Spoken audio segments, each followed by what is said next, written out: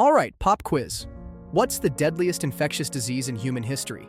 If you said the Black Death, congratulations, you've been lied to your entire life. Turns out, while the plague killed tens of millions in a handful of outbreaks, there's another disease that's been silently wrecking humanity for thousands of years, killing more people than all wars, pandemics, and natural disasters combined. And the best part? There's a solid chance you already have it. Meet tuberculosis, or as it was once called, the White Death. Unlike flashy newcomers like COVID or Ebola that make headlines, TB has mastered the art of the slow burn.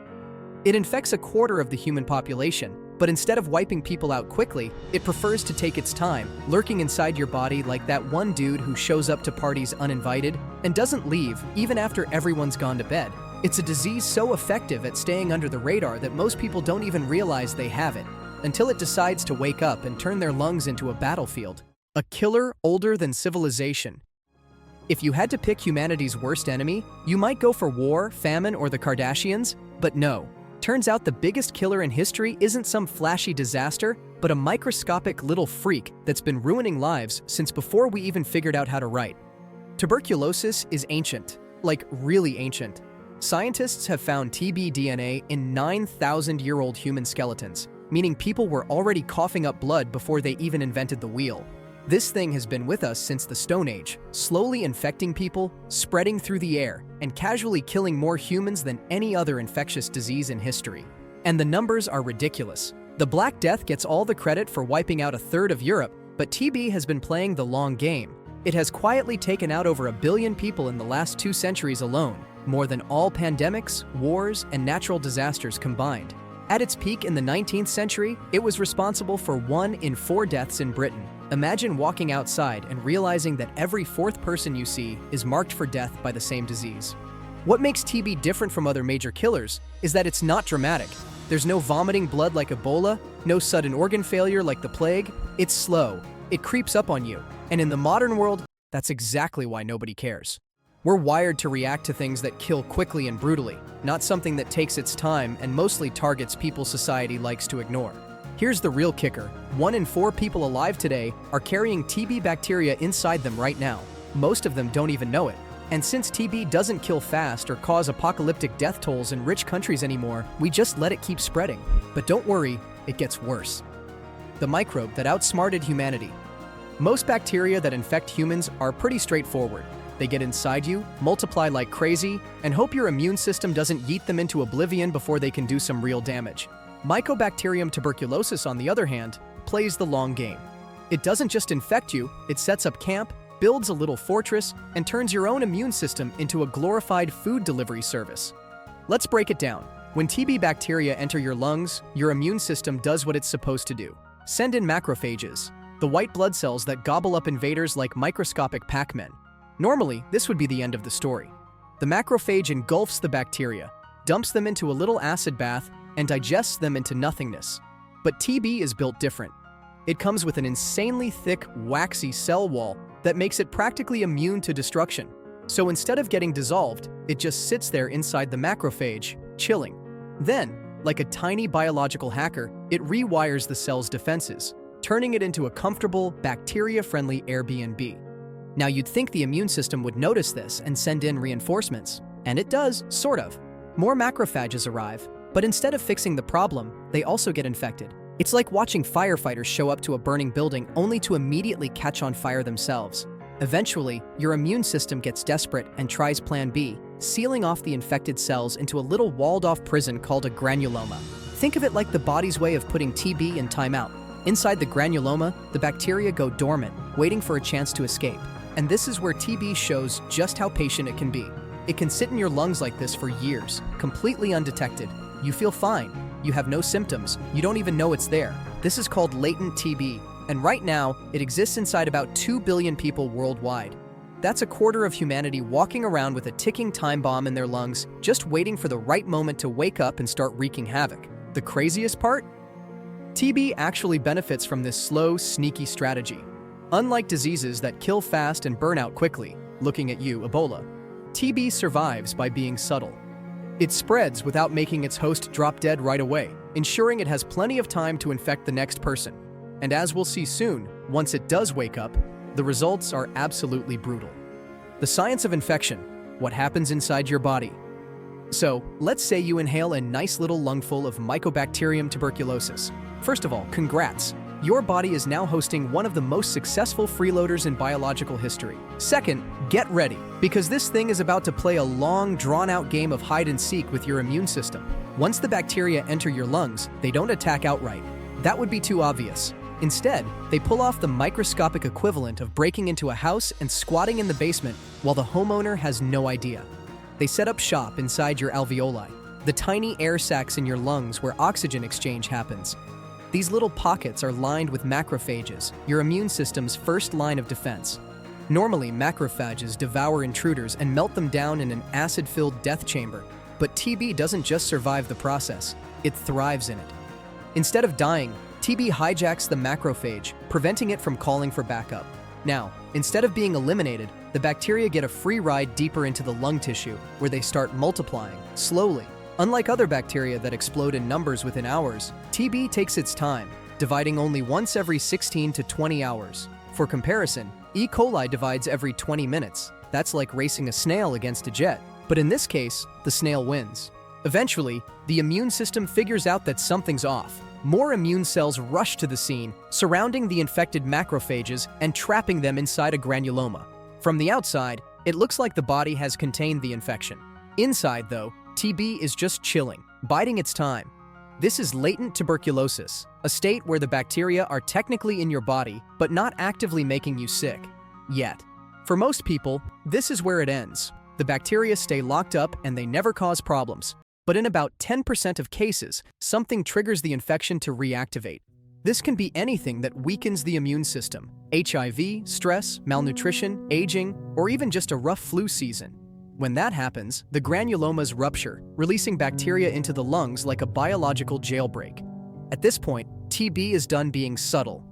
The bacteria spread rapidly, triggering massive inflammation. Your lungs start filling with fluid and dead cells. Breathing becomes harder. You develop a persistent, hacking cough. And worst of all, every time you cough, you're launching millions of bacteria into the air, ready to infect the next unlucky person. Once TB becomes active, it doesn't just stay in the lungs. It can spread through the bloodstream, attacking the kidneys, spine, or even the brain. This is called miliary tuberculosis, and it's about as fun as it sounds. The bacteria create tiny lesions all over the body, like microscopic bullet wounds. Left untreated, this form of TB has a near 100% fatality rate. And just like that, the disease that was quietly hiding in your lungs for years turns into a full-scale biological apocalypse inside your body. When TB wakes up, the symptoms. For most people, TB is like a horror movie villain lurking in the background, silent, unnoticed, waiting for the perfect moment to strike. But when it does wake up, it doesn't hold back. At first, the symptoms are easy to ignore. A little fatigue, maybe a mild cough. Nothing you wouldn't blame on a bad night's sleep or seasonal allergies. But TB doesn't stop there. The cough sticks around for weeks, getting worse. Then comes the fever. Low grade at first, then spiking randomly like your immune system is playing a losing game of whack-a-mole. Weight loss kicks in next, not in a, wow, you're looking great kind of way, but in a, hey, are you okay kind of way. Your body is burning through energy trying to fight the infection, and it's losing. This is why TB used to be called consumption. It literally consumes you from the inside out. Then comes the signature symptom, coughing up blood.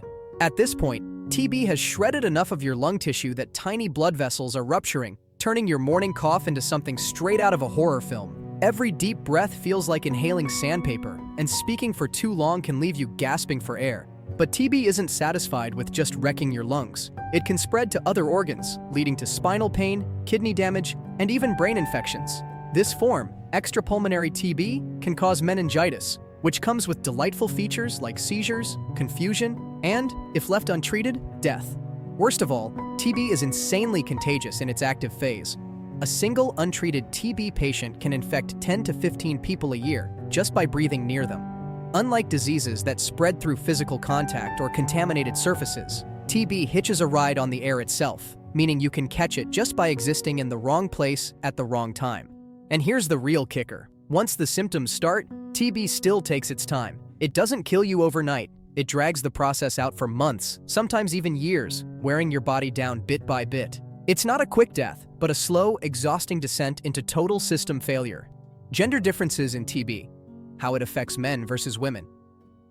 Tuberculosis doesn't play fair. It hits different depending on who you are.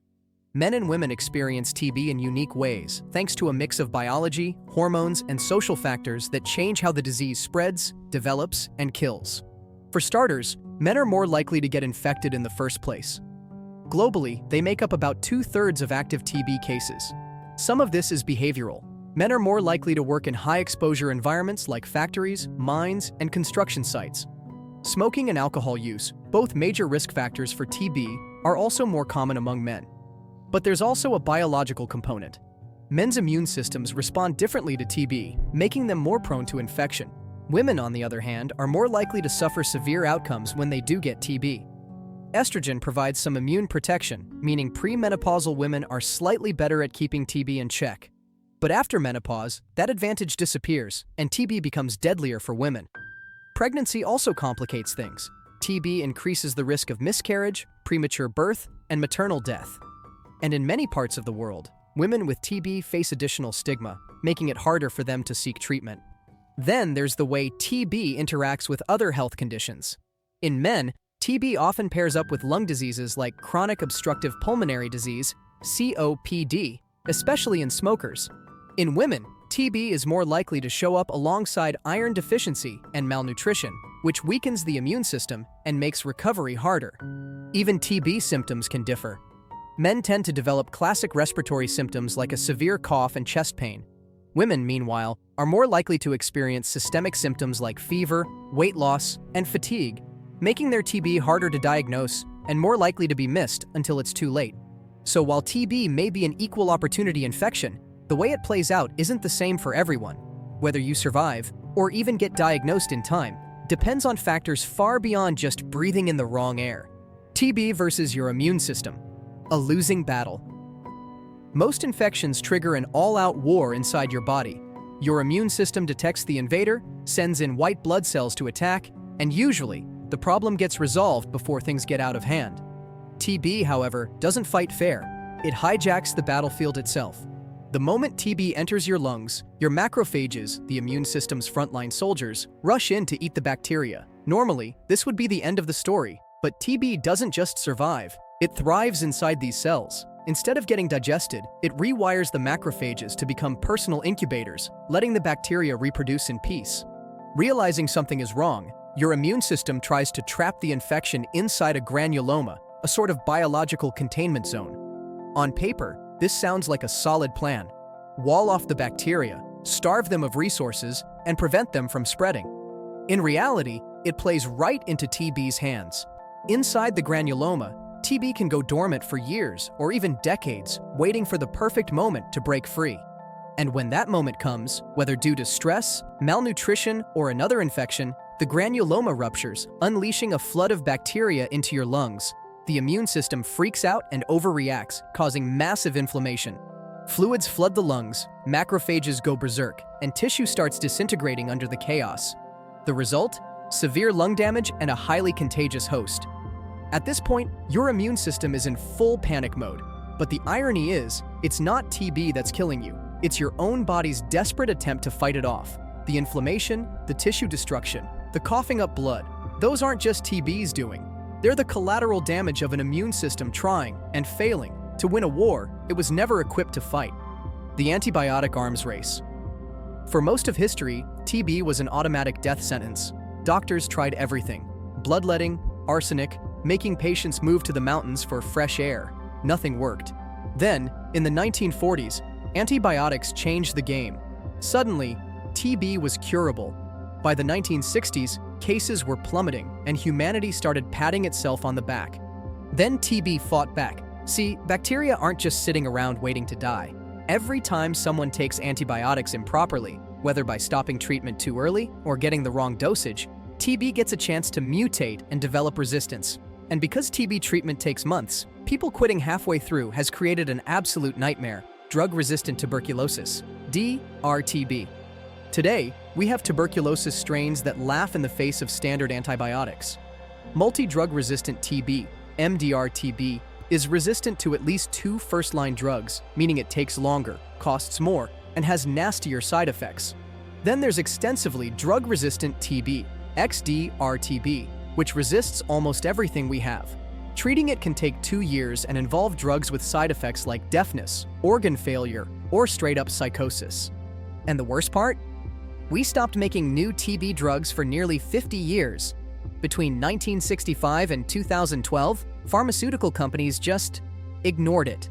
Since TB mostly affects poorer countries, there wasn't enough profit in researching new treatments. Only recently have new drugs started appearing, but for now, resistant TB is spreading faster than we can fight it. So while antibiotics once made TB seem like an easy win, the bacteria adapted, and now we're in a race to develop better treatments before TB evolves beyond anything we can stop. The geography of TB. Where it's still killing. If you live in the US, UK, or Canada, you probably don't think about tuberculosis much. It's one of those diseases that seems like a relic of the past, something that only existed in Dickensian orphanages or old-timey sanatoriums. But in reality, TB never left. It just moved to places people stopped paying attention to. Today, TB is still a leading cause of death in the world, but it's not evenly distributed. Over 95% of TB deaths happen in low and middle-income countries, where poverty, overcrowding, and weak healthcare systems create the perfect storm for transmission. The 6 countries with the most cases: India, China, Indonesia, the Philippines, Pakistan, and Nigeria. Together, they account for almost half of all tuberculosis infections. So why is TB thriving in these places? Poor living conditions. TB spreads best in crowded, poorly ventilated spaces. Think packed apartment buildings, slums, and prisons. Malnutrition also plays a huge role. When people aren't getting enough nutrients, their immune systems weaken, giving TB the perfect opportunity to activate. And then there's the issue of healthcare. Many of these countries struggle with underfunded medical systems, making early detection and proper treatment difficult. So while TB might feel like a distant problem, the truth is, it's still out there, thriving in the places where humanity has chosen to look the other way. The vaccine problem. Most deadly diseases have been put in their place thanks to vaccines. Smallpox? Eradicated. Polio? Almost gone. COVID? Well, that was a mess, but at least we had something to fight back with. TB, though? The best we've got is a 100-year-old vaccine that barely works. Meet the BCG vaccine. Developed in 1921, it was supposed to be our silver bullet against TB. And to be fair, it does protect babies from the most severe forms of the disease. But for adults, it's basically useless. It doesn't stop TB infection, doesn't prevent transmission, and wears off over time. Yet, it's still the only TB vaccine in widespread use today. So why haven't we made a better one? Because tuberculosis is a nightmare to vaccinate against. Unlike viruses, which tend to trigger strong immune responses, Mycobacterium tuberculosis is an expert at evading detection. It lives inside immune cells and manipulates them to avoid getting wiped out. Designing a vaccine that can train the body to fight TB without triggering an over-the-top immune response has been ridiculously difficult. For decades, TB vaccine research was basically abandoned. Since the disease mostly affects poorer countries, there wasn't enough financial incentive for pharmaceutical companies to invest in it. But in recent years, things have started to change. New experimental vaccines like MTBVAC and M72 have shown real promise in clinical trials. If one of these actually works, we might finally have a shot at stopping TB for good. But until then, we're stuck with a century-old vaccine that's only slightly more effective than crossing your fingers and hoping for the best. Can we actually eradicate TB? In theory, TB should be easy to eliminate. We know what causes it, how it spreads, and how to cure it. Unlike viruses, it doesn't mutate rapidly, and it doesn't have an animal reservoir constantly reintroducing it to humans. Yet, TB remains the deadliest infectious disease in the world. The main problem? We got lazy. When antibiotics started working in the mid-20th century, wealthier countries assumed TB was a done deal. Funding dried up, research slowed, and public health efforts shifted elsewhere. Meanwhile, TB quietly kept spreading in places with weaker healthcare systems. And because it kills slowly, it never generated the same level of panic as fast-acting killers like Ebola or COVID. That's not to say progress isn't happening. New rapid TB tests can diagnose cases in hours instead of weeks. Researchers are developing shorter, more effective antibiotic regimens. And for the first time in decades, new vaccines are actually on the horizon. But none of this will matter unless governments and pharmaceutical companies actually commit to wiping TB out. Right now, it's still more profitable to make cholesterol meds for rich people than to fund TB drugs for low-income countries. Until that changes, TB will keep doing what it does best, killing slowly, quietly, and just out of sight.